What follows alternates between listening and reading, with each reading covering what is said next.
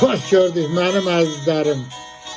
Bugün sizlere ben özü güzel, sözleri güzel, bizim sevimli şaire bacımız Sade Hanım Serincil yaradıcılığından Canım Baş Geçid adlı şiiri paylaşıram benim azizlerim.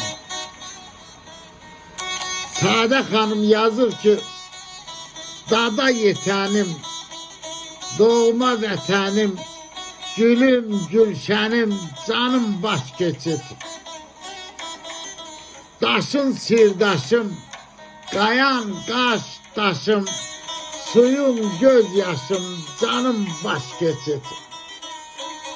Səndədir izim, ocağım, közüm, sənsən hər sözüm, canım baş keçid. Uzalı əlim, sən çağır gəlim, can istər verim, canım baş keçid. Arzumdur yolun, aç mənə qolun, sadədir qulun, canım baş keçid, canım baş keçid.